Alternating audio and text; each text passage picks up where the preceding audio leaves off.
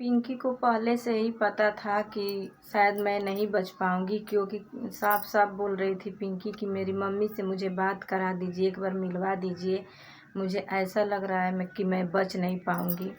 जो पिंकी ने अपने ज़िंदगी में बहुत से संघर्ष किए, बहुत से दुखे सही, आस पड़ोस वाले के ताने भी सहे, उसको लोग ताने भी दिए, दुख भी दिए, हर चीज़ हर मुसीबतें सह के झेल करके अपने शरीर पे कष्ट काट करके बच्ची को जन्म देती है। बच्ची दुनिया से छोड़ के चली गई, फिर से अपना संघर्ष जारी रखती है, अपना मेहनत जारी रखती है, भगवान से दुआ करती है, फिर से माँ बनती है। और जब अब उसको खुशी मिलने वाली होती है तो वो खुशी भगवान छीन लेते हैं। तो दोस्तों, अजीब सा हुआ है, जब से हम लोग सुने हैं अजीब सा मन में चल रहा है कि मासूम सी बच्ची का क्या गलती है, वो बच्ची क्या करी थी जो भगवान ने उसके सर से साया ही हटा दिया। आप लोग क्लिप देखे होंगे, उस क्लिप में साफ साफ ये नज़र आ रहा है कि शिवम से वो बार बार बोल रही है कि एक बार मेरी मम्मी से मुझे मिलवा दीजिए, शायद मैं बचूंगी नहीं। और जहाँ उसका ऑपरेशन हुआ था वहाँ का टाका दर्द कर रहा था, पेट में दर्द था। मासूम बेटी को जन्म देती है, सुंदर सुशील बेटी को जन्म देती है।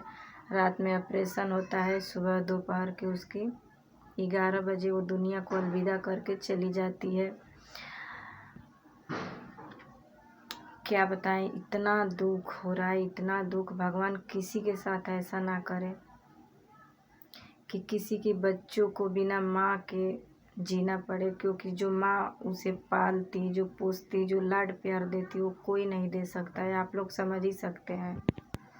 लेकिन कहीं ना कहीं पूरा क्लियर था, उसको पता था कि मैं नहीं बचूंगी, क्योंकि वो पूरी अपनी सबूत छोड़ के जा चुकी है कि मैं नहीं बचूंगी। आप लोग क्लिप में देख ही रहे हैं कि बात कर रही है भोजपुरी में।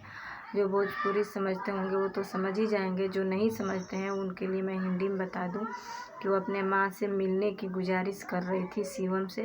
फिर शिवम भी उसमें बोला है कि मैं तेरे साथ हूँ, मैं तुमको छोड़ा नहीं हूँ, मैं तुम्हारे साथ हूँ। और शिवम उसके साथ था, लेकिन भगवान को कुछ और ही मंजूर था। लेकिन शिवम के माता पिता अभी तक सामने नहीं आए हैं, मीडिया वाले की जो भी उसके सास ससुर थे पिंकी के, अभी सामने मीडिया वाले की नहीं आए हैं।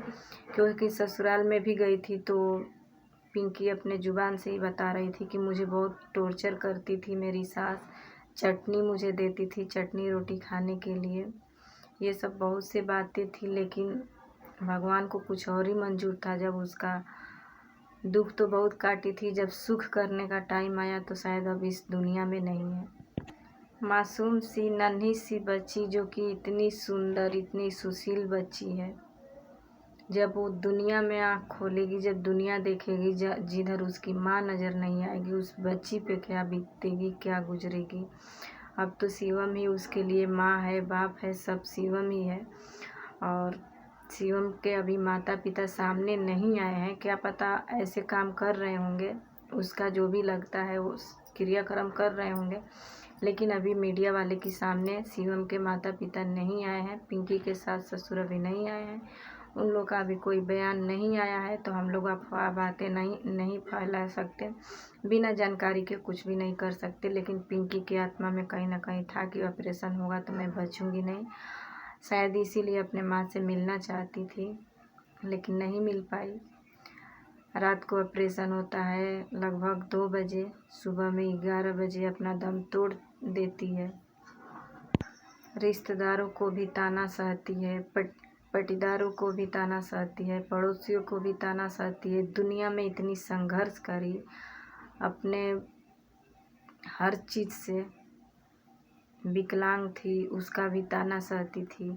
लेकिन भगवान का कुछ, जब उसको सुख करने का समय आया तो भगवान को कुछ और ही मंजूर था। तो हम लोग को बहुत दुख हो रहा है दोस्तों सुन करके। हम लोग तो देखे हैं, जब उसकी बेटी को देख रहे हैं तो सच में बहुत कलेजा फट रहा है, लेकिन कर ही क्या सकते हैं। भगवान पिंकी की आत्मा को शांति दे। और एक भाभी हैं जो उनसे बात करती थी, परी भाभी, वो भी बहुत दुखदायक है। देखिए, मैं किसी का नाम नहीं लेना चाहती थी, बट कोई बात नहीं, जब समय आता है तो हर किसी को अपना जीने में क्या है, कुछ भी नहीं है। जिए तो हम मर जाओ तो कुछ भी नहीं। इसीलिए बस भगवान करे कि पिंकी की आत्मा को शांति दे, और जैसे जैसे जो कुछ भी आएगा सारी अपडेट मैं आप लोग को देती रहूँगी। जो मेरे पास आएगा मैं तो दूँगी, नहीं आएगा तो कोई बात नहीं।